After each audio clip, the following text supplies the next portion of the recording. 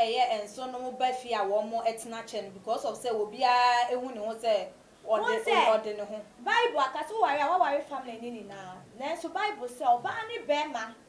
ebeja wo mo na ni wo eja wo na wa be ye won na mo ba ko enti o wari wie na wo ni be ma ni betena bom say munya that freedom no say munya that chance no to enjoy your marriage fine o ma me no wa enjoy the marriage wie ena in dan for cry be ye 3 a aya na confusion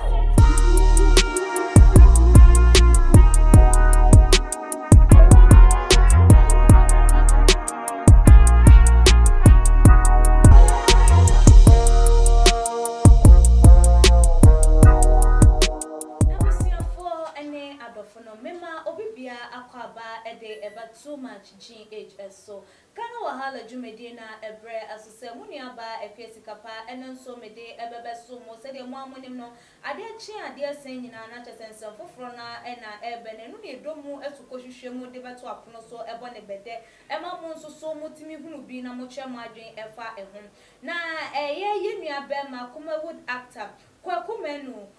wa one eyenumtuni abrantie medical wone no enya enkitahudie bi nkomotwetwe bi ekoso ewone aggressive talk show no eso na se de mo amonim no medical ye brantie warefo a ne kanchim ana ne yira wone no etie no Fela Makafi na mremu no nam enkomodidie mu no wode afuto bi ema medical ana wo chemu ese ehu behia se se wawari wondije abusuafo anim ewo ehonu na nsemwe ebebeto abonten no abusuafo Ganafo atwensem no sre ene abasa na moma yenkohwe video ne ba ye betwa ensem no eso but efutu abiri ba mam say mamu invite abusua mamu mewram asempa on say de odo mame pa isi awai bibia mama me baby on maintain sa ma won won a kingdom e ma ye pratwefo o ma me ye hima e den tutu afia ko bi ho se wo hima kese sisi a wo pompo yere e wo hima kese pa ti sa himi ni mienu no e hu papa o hwe moment ya problem be tochima ba ko ho no e fe obe ya ha asimo me kasa che badwemba matesenia se wakonto se wunua baawo ene wo bema o mesra mo no nkomo o magi akonya se wo baabi wo ha so no adom de ayo da oh me ka wade mo experience na kire wo okay na se busua no dia ka wani da abusua wuramu a ese ne gie oh se de mumie no modom ho no obi anso sa do ne maame obi anso sa do ne papa obi ado ne nua but nua betimi abam se do se odi akoma papa fine nua obi anwo baabi ebia me wo fie won kran kwa ha baabi a me ne me yere won de ma ye ni ye do wonse oba ntokwa timi si oba ne be mantemu a asimo nyo nkwa na me kacho me kachi nfa dodo ebufuo ba oba ne be mantemu nsem bebre ne koso kwase atimi bam me pan kwasasem wo mi se na mete se obi a kire ne babra ebufuo na aba eni but oba ne kachi wonko wani manya ya na mo kachi wo nua ketu anim ana ni pafofo ni mo a debu o mana maniji aba no mudi do abose ni panjo a o mo wi akofi am ya kachi se ne kwase ya Because me ke what was it? Et you know, I fe said they must be living life. No kwasem. Me hu bibi sa na mani age. Na nka ho na nka nko ye ma no. Se bi o tama na ya twetwetwe mpra kwa ye ma ye gas ani je. Ade ntina wo ma o ye da ni. Ana de me kemi nua de me kemi ana. Ti won de onua no de papa and de batia muzuzu. Abusiafo mesanso emamo akwaba ebiemu. Miriaba Mexico enene de menino ebetwetwe enkomo oba mesi mo akwaba na neki askapa mpombo koji ya mi adom meje wo sonso e de radiase ne de ja o hesta idie na kona musima kwa katimi de yibi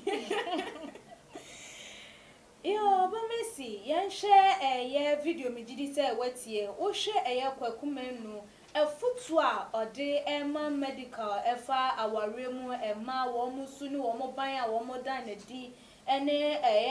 enso no enuama no mo ba awaremu no eye no kwan so a eno no foto no de ma na eye foto pa ana eye foto boni. Okay. Mena makonya isu echia too much etiefo any ahwefo nyina. Miniaba. Ma hwe video yi. Na kwaku menu yi obi a ye nnenim so ye actor. Miminim ni wo movie mu. Say ye ade Ghana movie. Ope ye mu master ne ade a part of Ghana movie. Minim kwaku menu saa. Ene ye ade o mu ka di agro but video we ya me share na ma mehu the other side of kwaku menu. Okay. Wakanya nsasem. Okay. Asem okan ye no correct trodo nyansasem pa na waka. Na obi ka se bia kwaku menu timi ka nyansasem sa. Na that's how ya person nya abante ka se tie mi ni wo movie mu. And na obi enimu so ye controversial person. Okay. So but me name this side of him but kwaku menu actually the other side of him wo video yi mu. Okay. You kind of no create trodo. Actually say ni kwan say awarefo ye entertain wo anaso wo mo entertain wo mo enuanom wo mo abusuafo e wawarem the same applies to like say oba ne be manyina ni kwan so mo entertain wo mo abusuafo mo family members e wo ma warem say na kwaku menu kan say oba ne side ye kingdom big kingdom mamily side in see a big kingdom no very true. Okay. One say Emba a different person at times we don't understand ourselves. Yeah. Mami awawo neba. Wa man mami no want it ye bia ono wo. Okay. Ena oba na awaba no so. O want it ye bia ne mami de ma no. Okay. Na mami bia so be pese oba na awabe mu no ebe ye ne ba no se ne ono pe. Okay. Send on no ne baby or day and need Jesu akoma pasu or doso tete ne ben you niwa ni favorite food ni la o ye man no sa no be pese o jire so be na ekoba say oba ne kotena family out especially this kind of issues na ba asil ne urine intake no it happen when omutibomo. Oh, okay. Yeah. Okay. Observers are worried.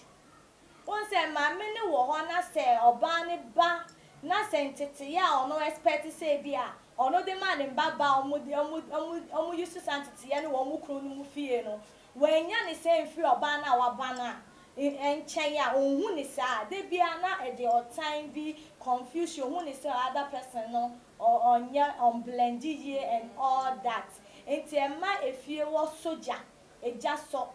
ena one thing is say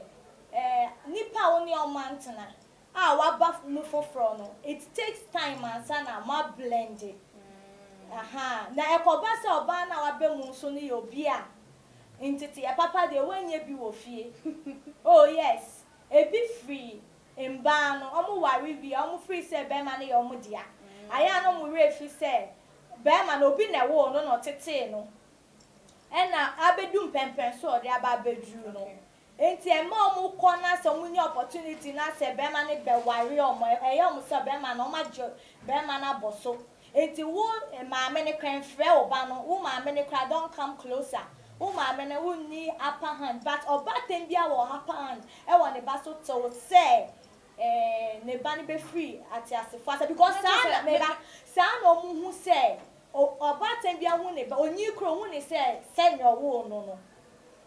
natural. Okay. Yeah. It's like me chawa no me say wa see ya. so Sa wo ka so oba tem bia wo upper hand does it mean say because o say ne ba na ware ne so na obi o wa kwanya ne so wo she be ma ne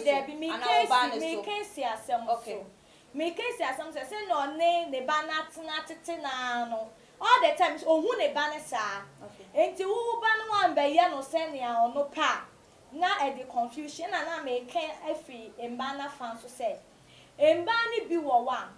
entity ye no man shegan femu but fortunately for them eno manya kunu na omo ba omo gi be ma ne boso ase on pese be ma ne be kan ne ho akọ ne ohun be ma ne say bia oye before oye all that oye say but ni refi say before no na watete be man ma wa benya na ware no ene mba ni bi so ba de nti amebo wife fofo ne chi ni say mba ni bi so ba omo ye omo ho ti say like won't omo nye na eso omo ye oba bi oye lazy no de aba ware no onim ni hu kura ma mi bi won so oye hard working ni eni preso pan o de atete ne mba enti uba na ube lazy about o sorry a e bia family house for no o mpra oba wakọ wa asifie o mpra uni mu ferie uni eniwuo wasi wo hokra na wakọtina wu oba ma no so na wu kisi no like uni mba ni bi ni ntete sorry to say me oba ena minimum ni American mba ni bi ni ntete enti santete na omuni ena omuni what is wrong from right ena openi bia so your experience so ohun sa suban no like future ni e de beba onimu so aso a e bia na onko your experience o ye bi na mbo ano enti observe sa nyoma we na ebe ha no enti ebe ma na ye complain ena oba ne so nti ase sa na maba ma ware na they be a complain oh mama find a problem with me enti anu dey am big kingdoms mama ne de na hu e na oba na wa ba no so no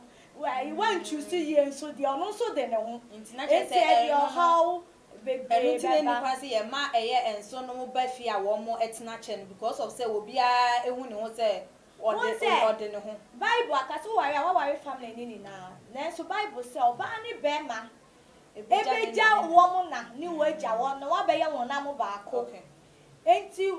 o wari wie na wo ni be ma ni betina bom se munya that freedom no se munya that chance no to enjoy your marriage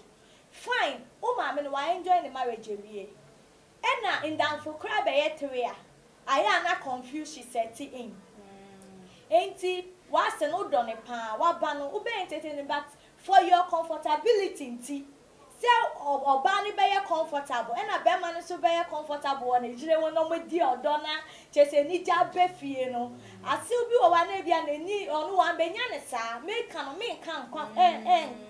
kan si fa kon si wo hu na bia ase ni be onu ni kru na ware na obe ware no no wa be ambe so eni je ni mu sa ofemu pa enti esa na wo ze ni panso ye wo other side of us yenya onu enya ne sa nti enti mimma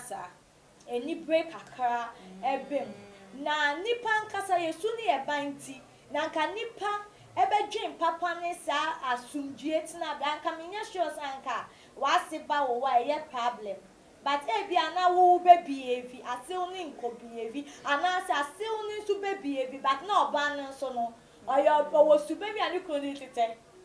se wo hu ni kuni tete se na akwaku menu obi wa ni bufu papa TV na enioma obi wa ni kitchen nsa no mbo wase abenso ye se otimi nu aduane ma ne oka ne nsa na ne aware no de ni sunsumu support na so ba ya akoye linkatinko ni ye mahia etu fi se fie sa no asumdue beba oba Mercy yen shade o ye nua be ma no wakasa no ma no bi wo ho no ma ebi wo ho ani ni nua be ma ba be sra no ni kunu nua be ma na ni nua ma no mu bia ba be sa na ho na bia ni kunu na ya ade a obegina wo aka edi na tem anase bi abonten krampo no wo di na tem anase yi na afei bibi ani a sa ema na wo mo da sa suba na bi se emema kwase a wo mo nua ma no mema ni ma na se abonten no eno so de na betimi aka fa ho oba bi a otisa no wenya ntete oba otimi ye nukunu so ye kwasea ana otimi ye nukunu wo nebusuafo anim ana so otimi kan hwe uware wi a so obi bebu uku na ye wo oba no se obi beji uku na atuma ye wo oba no enti se uware wi na kwase uku no kwasea na wie koda na echi a wan na ye kwasea peni yes wo oba na wo se be man se kwasea we ye kwasea peni because a best of a feather yes enti untimi nsi be ma wo da na echi a o chese untimi nsi be ma wo da na echi a chese unye ni je free ni mu kwasea to the extent se wo kwase ne kwasea wo wo busuafo anim ana se bema na busuafo anim enye mpo se wo oba woni bema wo ho na wonya issues ebia anyoma kakra chia enye mpo se woni wabusuafo be discuss se wonim se wo pe wukunu na wo pe nani Jesu pe ni obuo wo ne ho a because wabusuafo do se ana no nso abusuafo do no se wo do obi na bone to na eya wo ya udi ya wo ma no na obi biara nso o ma asa nipa ne call ya mu nyi otan bi de ma no ene enfa woni odo a wo ma no hu se wa ye woni bi bone ana se wa ye o ma me bi bone a se a odo ne so beti enti se wo pa sumdwe wo wa wie mu a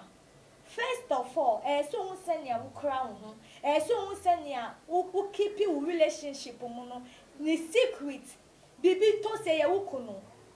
dent na untimi solve it with your husband. So what am I say? It doesn't matter problem koso. Nipa nebe offended.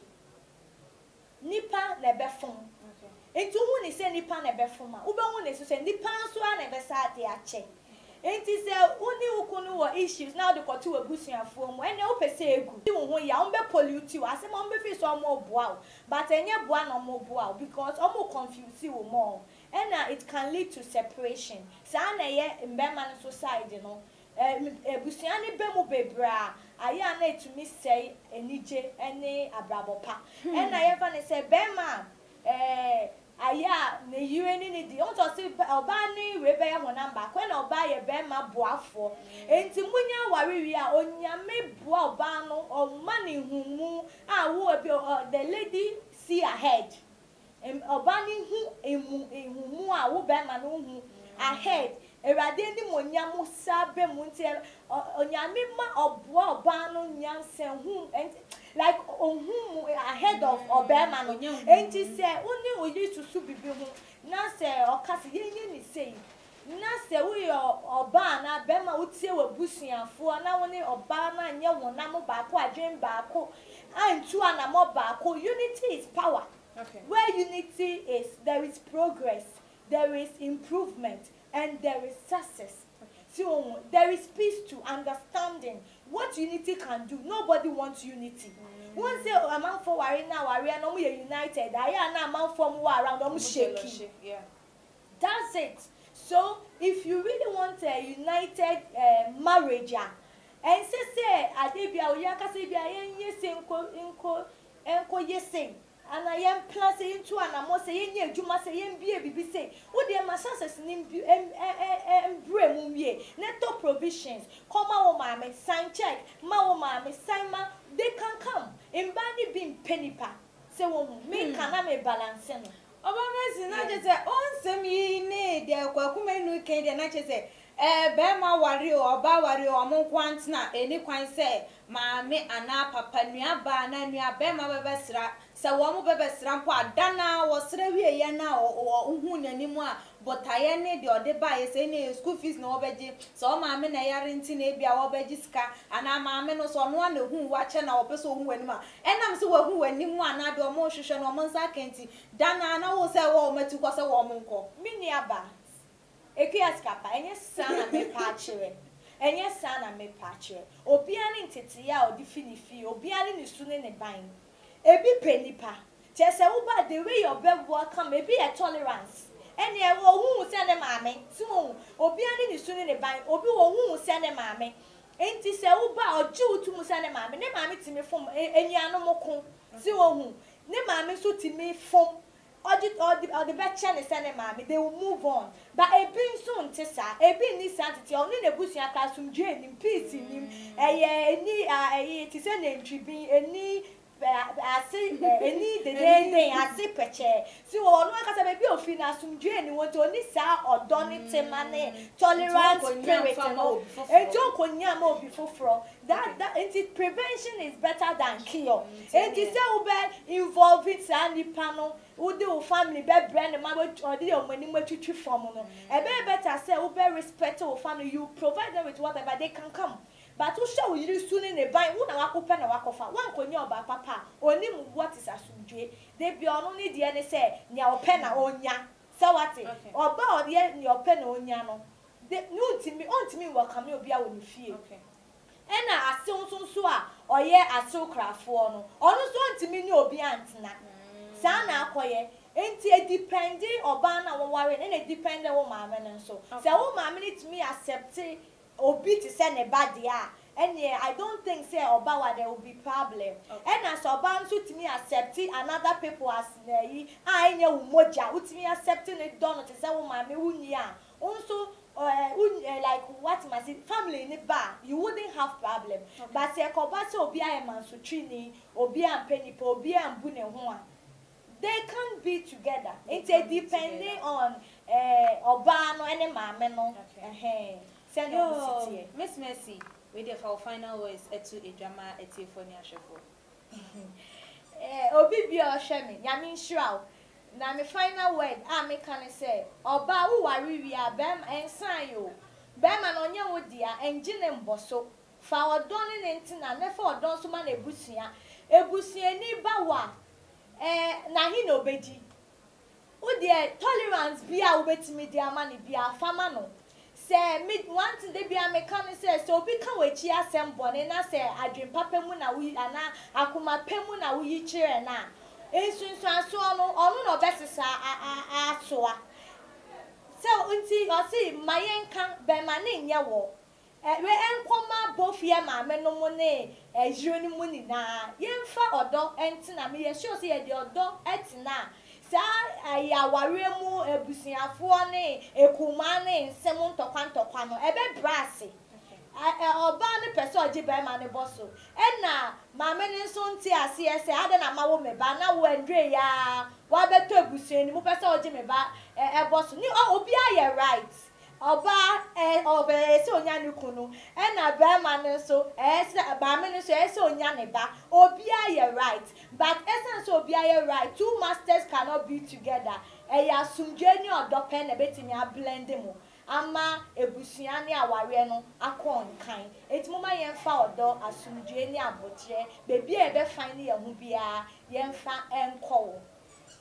ebusuan for ye ni aba Miss Mercy waka bebre enti no foto bia ewo no wo susu betimi afamu abade wo bia wo susu betimi de wo de atu edwan na ebusuan na me kanesa na chese ahaya na edi nkobodidie no say so one subscribe to your channel na message so be bi mo so like videos na share betimi follow yen wo ye IG page @tumagh_. Na me do jumade ho chia me midin ene ekwia sikapa me ne Miss Mercy ene twetwen enkomo da sene ye besane hia makram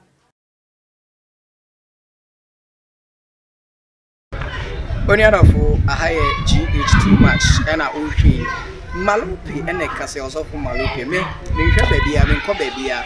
too much GH na me fidie ne to ho na me subscribe ka me ho nyenko hwensem pa wo ho me da asema crowd